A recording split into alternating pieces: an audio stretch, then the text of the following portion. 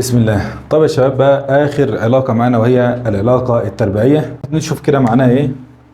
قال لك معناها يا سيدي اذا زاد، او ممكن نقول عموما بقى اذا تغير احد العنصرين بنسبه ما فان العنصر الاخر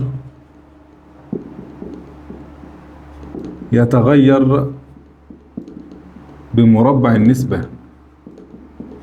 العنصر الآخر يتغير إيه؟ بمربع النسبة. طيب يعني الكلام ده يعني مثلا لو إكس زادت للضعف، قال لك يبقى كده واي هتزيد للضعف. لا، هي دي مش علاقة طردية، ده علاقة تربيعية. قال لك يبقى واي تزداد لأربع أمثلة. خلاص كده هتربع الضعف اللي هو 2، يعني هتربعه يبقى 4. طيب وبالتالي لو اكس زادت لثلاث امثالها واي هتزيد لايه؟ لتسع امثال، لان تربيع 3 9. طيب ده مثال على الزياده. هنشوف بقى مثال على النقصان. لو قلت لك اكس قلت للتلت مثلا، تلت يعني 1 على 3، 1 على 3، ايه اللي هيحصل للواي؟ هتقل برضه. واي هتقل بس مش هتقل للتلت بقى، امال ايه؟ هتقل للتسع، 1 على 9. خلاص لان تربيع التلت تسع. طيب ده كده معنى العلاقة التربيعية. تعال نشوف بقى شكلها الجبري. شكلها الجبري، شكل القانون بتاعها. لو قلت لك مثلا واي بتساوي ايه اكس تربيع، مثال مثلا قلت لك واي بتساوي مثلا 5 اكس تربيع. ماشي حضرات؟ هنا العلاقة بين واي واكس تربيع طردي، اما واي واكس بس من غير تربيع كده علاقة ايه؟ تربيعية. تعال كده نشوف الشكل البياني. بص يا سيدي اهو، واي مع اكس تربيع علاقة طردية، خط مستقيم طالع من نقطة الصفر، نقطة الأصل. لكن واي مع اكس بس من غير تربيع علاقة ايه؟ تربيع بترسم ازاي بقى؟ بترسم كده. يبقى العلاقة اللي احنا بنتكلم عنها دي الرسمة بتاعتها، مش دي الطردية اللي احنا خدناها في الأول، لكن دي التربيعية اهي. خلاص ده كمثال مثلا إن واي بتساوي ايه اكس تربيع. ماشي حضرات؟ طيب تعالى كده برضه نشوف مثال. لو قلت لك مثلا عندنا في منهج ثالثة ثانوي باور بتساوي اي تربيع في ار.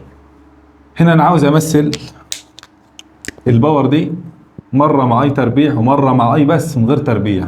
يبقى هنا لو حطيت لك الباور اهي، احط الباور على محور الصادات، مره مع اي على تربيع ومره مع اي من غير تربيع. الباور هنا بتتناسب طردي مع الاي تربيع على بعضها كده. يبقى مع اي تربيع علاقه طرديه يعني خط مستقيم طالع من نقطه الصفر. تمام. لكن باور مع اي من غير التربيع اللي فوق ده يبقى علاقه ايه؟ تربيع. بترسم ازاي؟ منحنى طالع كده. خلاص يا حضرات؟ ماشي. تعالى كده نشوف ازاي نحسب الميل. عندك علاقه بيقول لك واي بتساوي 5 اكس تربيع. تمام. عندك جدول اهوت، ادي قيم الاكس 1 2 3 4، قيم اكس تربيع يعني تربيع لايه؟ الارقام الموجوده دي. 1 تربيع ب1، 2 تربيع ب4، 3 تربيع ب9، 4 تربيع 16. ودي قيم مين؟ الواي المقابله لقيم الاكس والاكس تربيع. تعالى كده نشوف علاقه الواي مع اكس تربيع. واي مع اكس تربيع هتبقى طردي، مع اكس بس هتبقى تربيع. بص يا سيدي يلا، واي مع اكس تربيع هتركز مع واي، واكس تركز مع مين؟ مع الجدول ده، المربعين دول. لو اكس تربيع بواحد الواي ب5. اكس تربيع بواحد فين؟ مش موجود، هو يعتبر هنا كده. ماشي. طب لو اكس تربيع ب4 الواي ب20، اكس تربيع ب4 الواي ب20، واضحه اهي.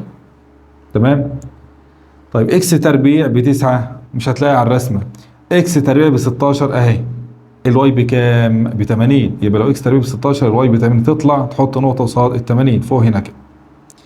هتوصلهم ببعض بقى تلاقي خط مستقيم بيمر بالنقطتين دول، او بالثلاث نقاط او بالاربع نقاط كلهم بقى. خلاص علاقه طرديه يا سيدي.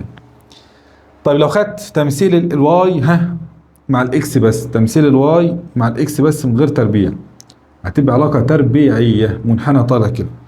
تعالى اثبت لك الكلام ده بيانيا. بص يا سيدي، هتركز مع مين؟ مع اكس واي بس، اكس واي يعني الخانه دي والخانه دي. يلا كده ركز معايا. لو الاكس بواحد الواي ب5، اكس بواحد الواي ب5 هنا كده. لو الاكس ب2 الواي ب20، لو الاكس ب2 الواي ب20 يعني هنا كده. لو الاكس ب3 الواي ب 45. لو الاكس ب3 الواي تطلع لحد ما توصل ل 45. طبعا هنا 40 وهنا 60، في النص كده 50، في النص بقى ما بين ال 40 وال 50 تلاقي ال 45 هنا كده. لو الاكس ب4 الواي ب80. لو الاكس ب4 الواي ب80 يعني انت فين هنا كده. هل ينفع توصل النقاط دول بخط مستقيم؟ لا. امال ايه؟ بص كده، وصلهم ببعض كده اهو. وصل كده النقاط دي ببعض هتلاقي منحنى ولا لا؟ هيظهر معاك منحنى، استحاله يظهر خط مستقيم، لان دي علاقه تربيعيه بقى. ماشي يا شباب؟ يبقى انت عندك هنا كده دي كده علاقه طرديه، اما دي كده علاقه اسمها ايه؟ تربيعيه. ماشي حضرات؟ وهنا يا شباب بفضل الله نكون وصلنا ان احنا قلنا الكورس بالكامل. طبعا يا شباب دي مش مجرد محاضره، ده كورس على بعضه انقسم الى 3 اجزاء. كان جزء منه رياضي وكان جزء مهم جدا، وجزء منه فيزيائي، وجزء بياني. وطبعا احنا ان شاء الله يعني ما تقلقش، المعلومه اللي بتتقال مش معنى كده انها تترمي، لا ان شاء الله هنكررها تاني لما نحتاج لها. وان شاء الله المحاضره الجايه تكون انت يعني خلاص استعديت تماما وخلصت المحاضره الاولى دي، وكده نقدر نقول دي المحاضره رقم 0 من اصل مجموع محاضرات المنهج. فالحمد لله رب العالمين. وكده يا شباب ان شاء الله نلتقي في المحاضره الاولى في شرح ماده الفيزياء ثالثه ثانوي. ربنا معاكم يا حبايبي، استودعكم الله، والسلام عليكم ورحمه الله وبركاته.